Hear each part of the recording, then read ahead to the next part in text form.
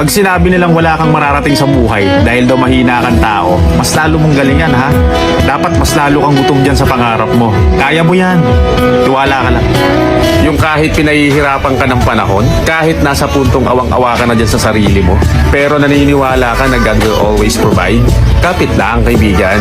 Kasi kahit hindi mo hilingin, tiyak akong alam na nasa itaas sa mga pangangailangan mo. Isa sa mga natutunan ko, kapag nilalait at minamaliit ka ng lahat, manahimik ka lang. Isang araw, magugulat na lang sila dahil itinataas ka na ni Lord. Hanggang tingin na lang sila sa'yo at wala nang magawa. Ganun lang din ang gawin ninyo. Huwag kayong magalit sa kanila.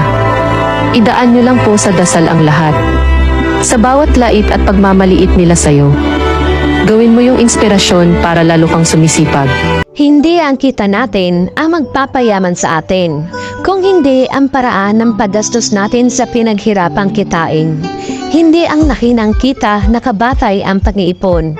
Ito ay nakasalalay sa ating disiplina at dedikasyon. Sa panahon ngayon, hindi tayo pwedeng maging maluro dahil sa sobrang taas ng bilihin, parang barya na lang ang 1,000. Sa panahon ngayon, unahin ang ipon bago ang porma. Unahin natin ang savings bago ang mga luho at lakwatsa. Hindi nakakabawas ng pagkatao kung wala ka pang sasakyan, malaking savings, milyon na insurance, maraming properties, travel outside the country, lifetime partner, o significant success sa career o negosyo. Huwag mong iko-kumpara ang progress mo sa iba dahil kanya-kanya tayong timing at kanya-kanya tayong hinaharap ng mga problema at pagsubok. At may kasabihan, 'di ba? Bilog ang mundo. Malay mo, nauna man sila ngayon, pero darating din sa panahon na ikaw rin ang aangat. Darating din ang winning moment mo. Tiwala lang. Drop agree. Naniniwala ako sa'yo. Taon mo to. Isang taong ka na sa negosyo mo, wala pa rin nangyayari. Napanghihinaan ka na ng loob. O ba't ka pinanghihinaan ng loob? 1 year ka pa lang. Alam mo ba, nag-start ako ng first venture ko noong 2008. I earned my first million. Noong 2016, ganun katagal. It takes time. Ba't mo kasi minamadali? Remember, ang taas ng goal mo.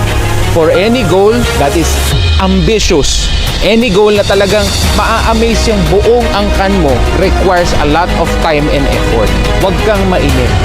Lahat ng magagandang bagay requires sacrifice and a lot of patience coming from your part.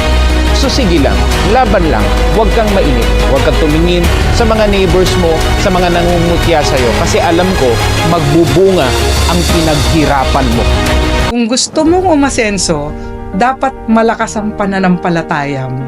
Kasi para umasenso, yung really be successful, marami kang pagdadaanan. Ang road dyan, hindi straight line, hindi pataas na straight. Merong mga baku-baku dyan, humps along the way. So, pag hindi malakas ang pananampalataya mo kay Lord at nagre-rely ka lang sa sarili mong lakas, galing at diskarte, you will end up frustrated, pagod, magkakaroon ka ng frustration, tapos malulungkot ka, pag nalugi ka, hindi mo alam kung ano yung mga pwede mong pagdaanan na problema dyan at challenges. Pero kung malakas yung pananampalataya mo kay God, in times na magkakaroon ka ng challenges at problema, kumapit ka sa Kanya and know in your heart na hindi Kanya pababayaan. Basta ikaw, alam mo na yung intention mo, why you want to earn, why you want to succeed, hindi para magdamot, hindi para magyabang, hindi para gumanti sa mga nangaapi sa'yo. You want to succeed because you want to be a blessing to others. Ayaw mo nang maging isa ka sa mga mahihirap na tao. Gusto mo nang umalis doon. So, alam mo yon na ang purpose mo at intention mo ay mabuti. Mananalig ka kay God na hindi ka niya pababayaan. At kumikilos ka. Nagtatrabaho ka. Yung work ethics mo nandyan. Know in your heart na magiging successful ka kahit anong balakid ang madaanan mo. Malalagpasan mo yan. Harapin mo lang yan with work and faith. Magtatagumpay ka. The Bible says in Exodus 14 verse 14, "The Lord will fight for you, and you have only to be silent.